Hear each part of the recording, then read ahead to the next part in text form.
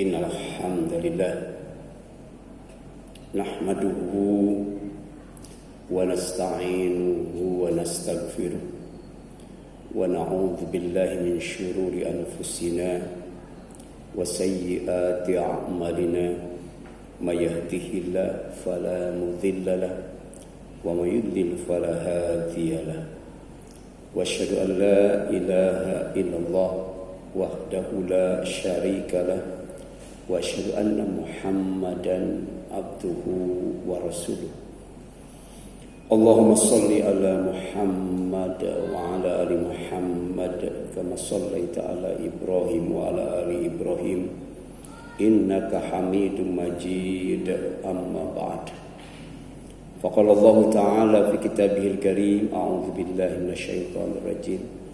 Ya ayyuhalladzina amanu taqullaha haqqa tuqatih wa la tamutunna illa wa antum muslimun.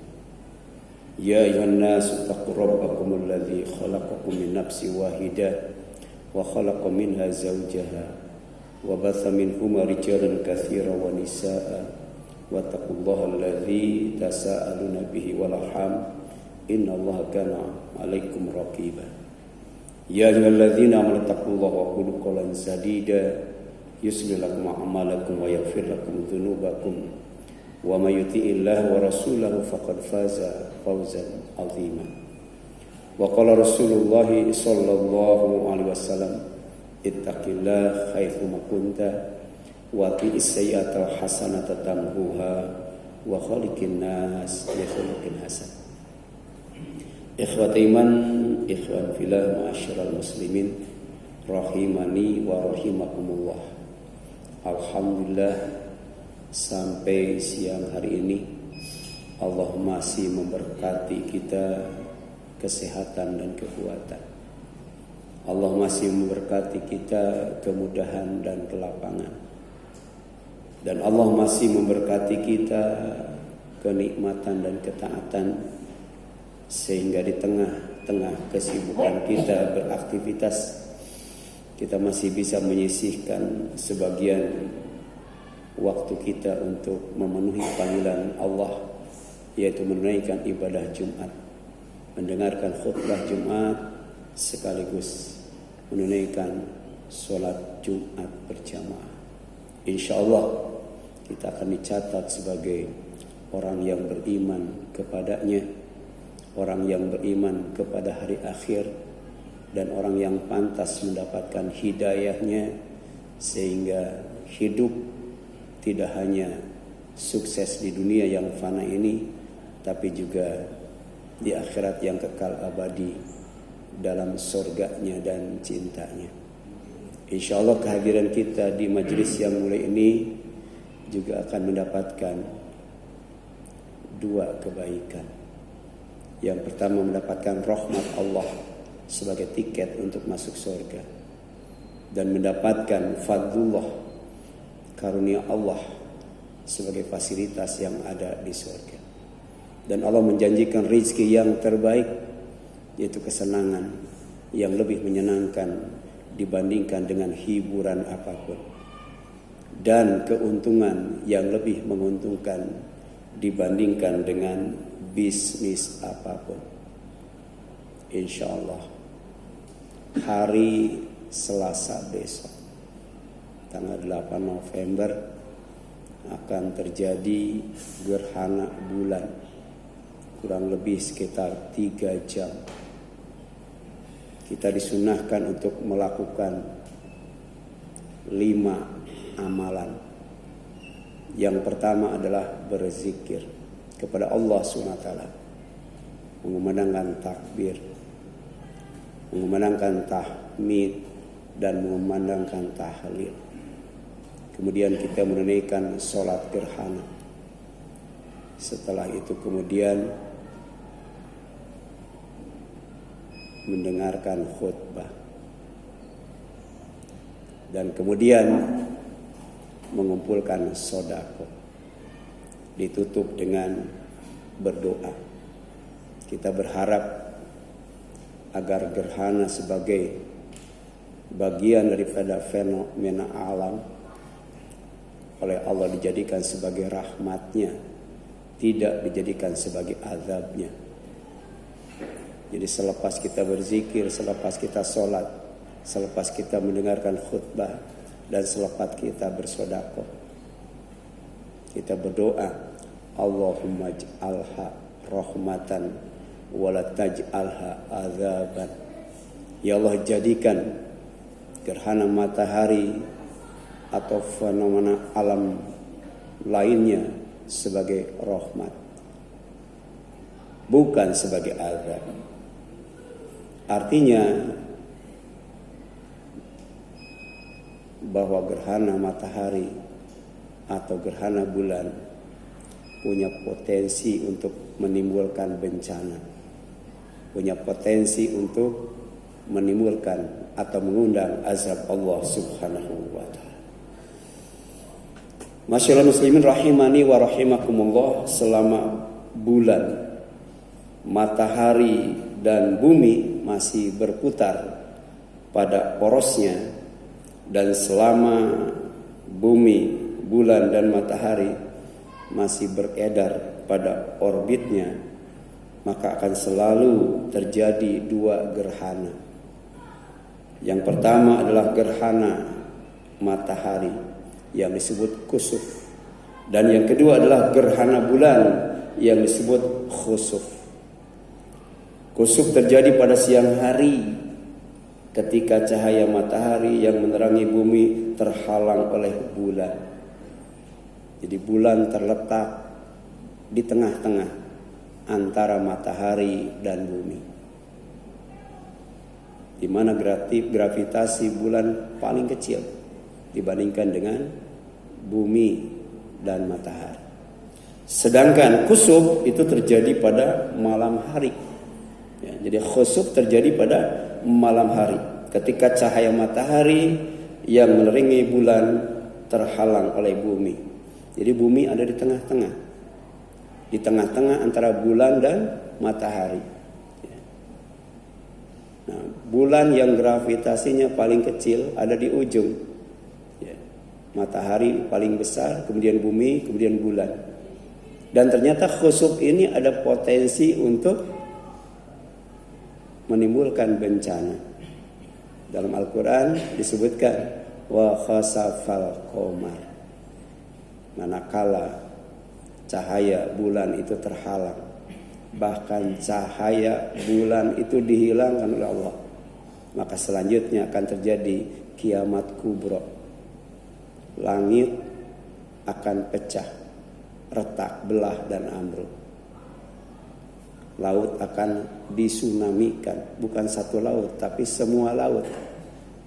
Gunung akan dicabut dari bumi, bumi akan diangkat kemudian dibenturkan. Matahari dan bulan itu akan disatukan oleh Allah Subhanahu wa ta'ala. Saking paniknya, saking takutnya, saking bingungnya, waktu itu manusia berkata, ainal mafar, kemana tempat berlari? Allah ingatkan, kala la wazar, jangan punya anggapan ketika terjadi kiamat kubro yang diawali dengan gerhana itu ada tempat untuk berlari. Jangankan tempat untuk berlari, la wazar, tempat berlindung pun tidak ada. Ila rabbika yauma idzinil mustaqar. Pada saat itu satu-satunya tempat berlari, satu-satunya tempat berlindung, satu-satunya tempat untuk menyelamatkan diri adalah Allah Subhanahu wa ta'ala.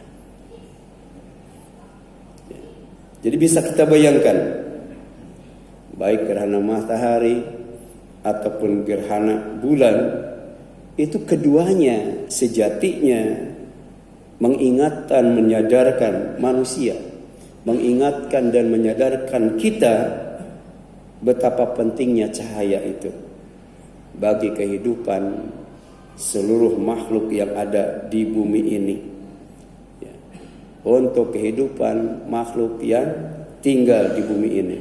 Sebab tanpa cahaya bumi gelap, tanpa cahaya bumi beku, Tanpa cahaya bumi mati. Dan tanpa cahaya tidak ada kehidupan lagi di muka bumi ini. Dan kita selalu mohonkan kepada Allah setiap kali kita keluar dari rumah menuju masjid. Setiap kali kita keluar dari rumah menuju majelis ilmu, ya, agar dijadikan cahaya di hati kita, dijadikan cahaya di mata kita, dijadikan cahaya di telinga kita, dijadikan cahaya di depan kita, dijadikan cahaya di belakang kita, dijadikan cahaya di kanan kita, di kiri kita, di atas kita, di bawah kita. Allahumma atini nuran. Bahkan jadikan hidup itu bertabur cahaya. Menunjukkan betapa cahaya itu sangat penting bagi hidup dan kehidupan manusia. Bahkan bukan hanya di dunia, di alam kubur pun perlu yang namanya cahaya.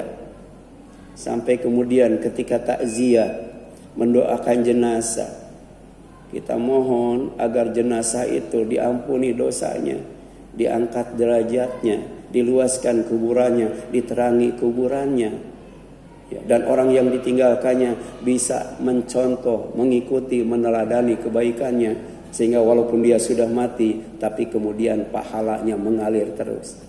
Ini luar biasa. Bahkan kemudian cahaya juga dibutuhkan pada saat di alam mahsyar. Sampai kemudian Allah menciptakan matahari waktu itu tepat di atas kepala manusia, jaraknya nggak tanggung-tanggung, 1 mil. Sementara jarak matahari sekarang dari bumi itu 8 menit perjalanan cahaya, sangat jauh sekali. Tapi kadang-kala terasa panas. Bayangkan kalau matahari itu 1 mil.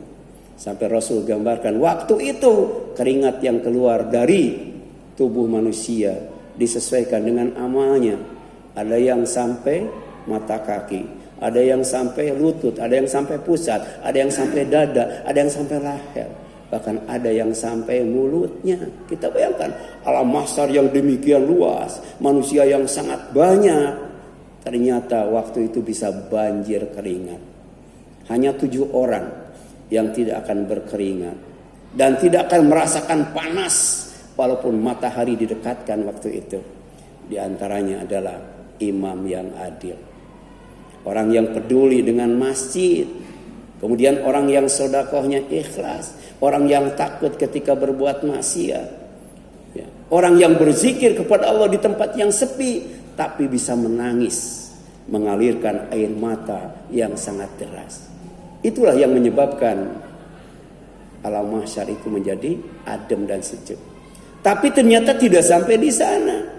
Cahaya juga dibutuhkan ketika di sorga.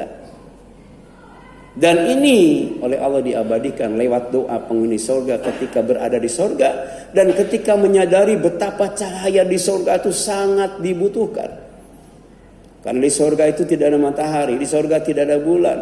Sementara sorga itu adalah banyak pepohonan yang rindang, daunnya lebat buahnya, sehingga gelap gulita tanpa cahaya. Tapi qadarullah, kuasa Allah, dengan ilmu Allah, dengan kehendak Allah, dengan izin Allah, penghuni sorga semuanya memancarkan cahaya, sehingga sorga yang asalnya gelap gulita menjadi terang benderang. Dan saat itulah kemudian penghuni sorga berdoa memohon kepada Allah. Ada dalam surat At-Tahrim itu doanya diabadikan, Rabbana atmim lana nurana waghfir lana innaka ala kulli syai'in qadir. Ya Allah, ya Tuhan kami, sempurnakan untuk kami cahaya kami, ampuni dosa kami, sesungguhnya Engkau maha kuasa atas segala sesuatu. Memang di dunia manusia tidak memancarkan cahaya, tapi ada makhluk lain yang memancarkan cahaya, kunang-kunang misalnya, ya, atau ubur-ubur.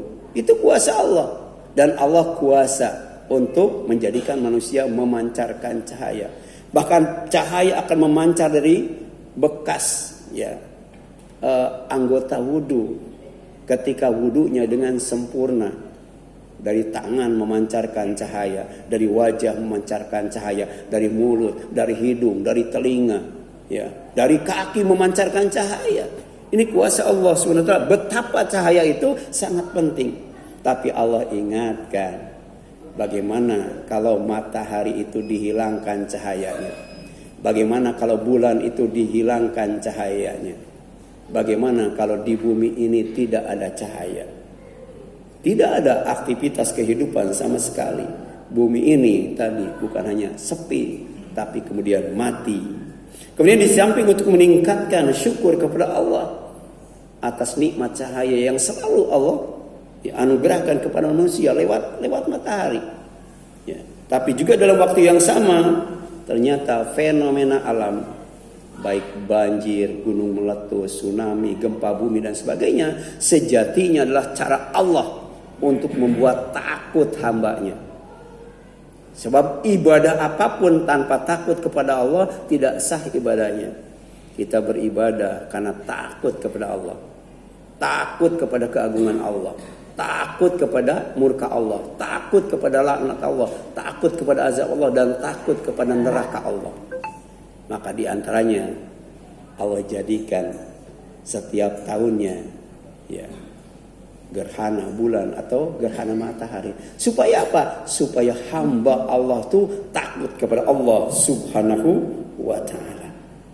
Ya. Kemudian dalam Al-Quran surat Al-Qiyamah ayat 6 sampai 12 ya.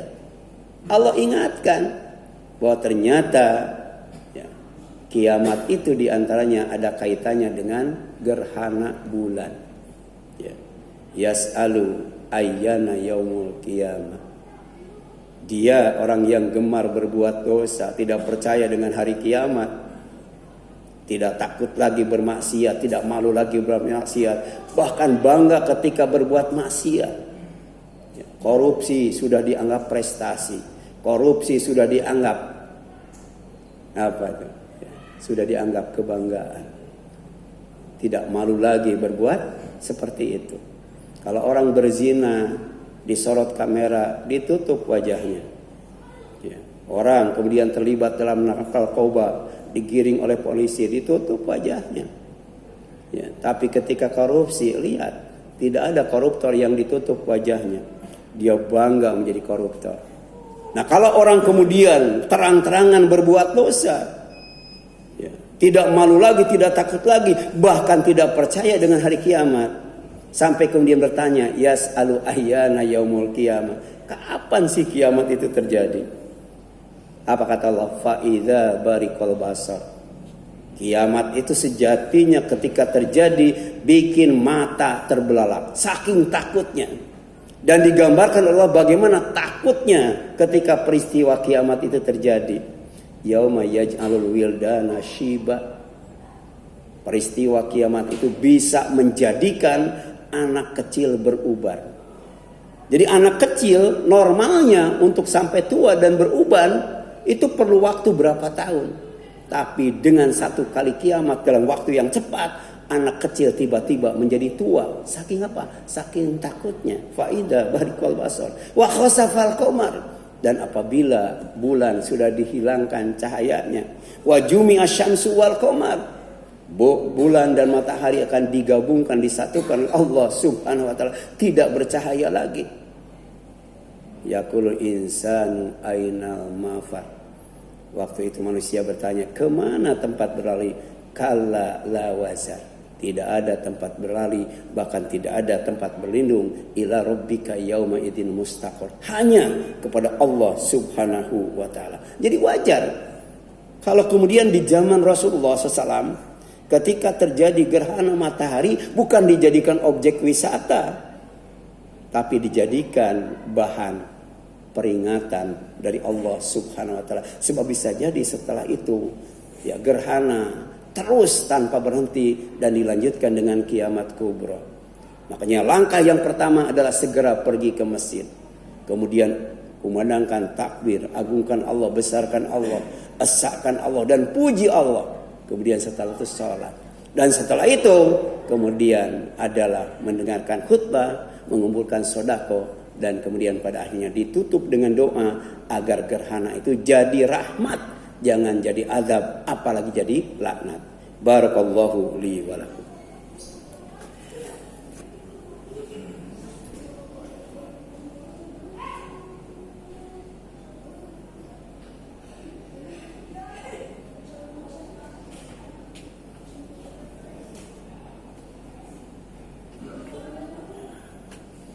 Alhamdulillah wa syukurillah wassalatu wassalamu ala rasulillah wala haula wala quwwata illa billah wa asyhadu an la ilaha illallah wahdahu la syarikalah wa asyhadu anna muhammadan abduhu wa rasuluh amma ba'd. Masyaallah muslimin rahimani wa rahimakumullah. Karena matahari dan bulan, termasuk juga gerhana matahari dan gerhana bulan, adalah termasuk tanda-tanda kekuasaan Allah. Maka Rasul ketika khutbahnya melarang umatnya untuk menghubung-hubungkan peristiwa gerhana itu dengan sesuatu yang berbau syirik, khurafat dan tahayul. Tidak ada kaitannya dengan kehidupan seseorang, tidak ada kaitannya dengan kematian seseorang. Kemudian Rasul ngasih petunjuk, ngasih pesan, fa idza raaitum dzalika fad'ullah wa kabbiruhu wa shallu wa tasaddaqu.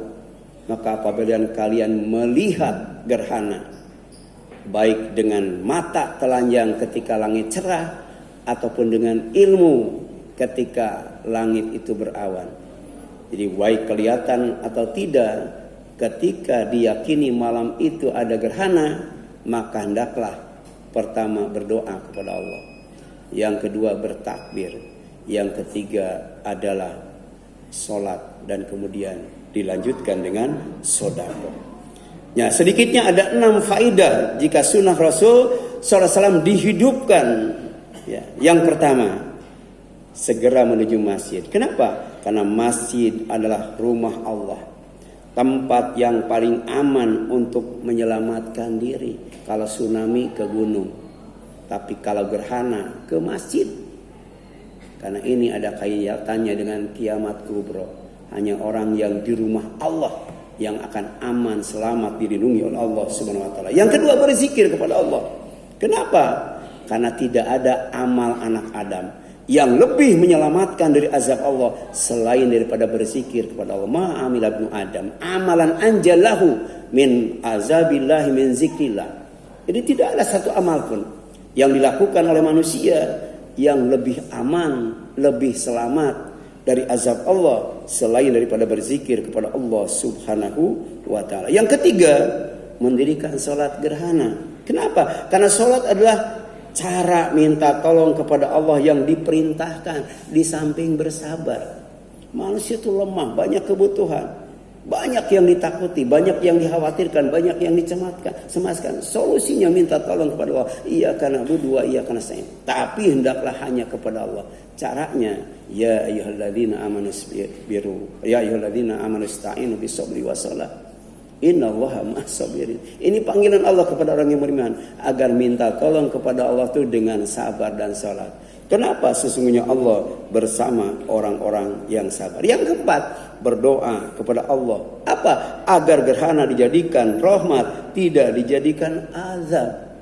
Ya, itu ya, fadullah, hendaklah berdoa kepada Allah. Kenapa? Karena doa itu bisa mengubah takdir yang buruk menjadi takdir yang baik. Sejatinya gerhana bulan Selasa besok itu akan nyambung terus sampai terjadi kiamat kubro. Tapi ketika kita berdoa kepada Allah, Allah ubah menjadi takdir yang baik, malah jadi rahmat Allah Subhanahu wa taala. La yarudul qada ila du'a wa la yazidu fil umri ilal birru, kata Rasul. Tidak akan ada yang bisa menolak takdir yang buruk kecuali dengan berdoa, dan tidak ada yang akan menambah umur kecuali dengan berbuat baik. Di antaranya bersedekah. Kenapa bersedekah? Karena ternyata bahwa sedekah itu, kata beliau, tudfi'u ghadabar rabb, akan menghapus, mematikan ya murka Allah. Kiamat dan bencana itu adalah murka Allah Subhanahu wa taala. Bagaimana supaya murka Allah itu bisa dipadamkan? Dengan sedekah. Inna shadaqata la tudfi'u ghadabar rabb. Dan dalam waktu yang sama, watadfa'u an maitatis su.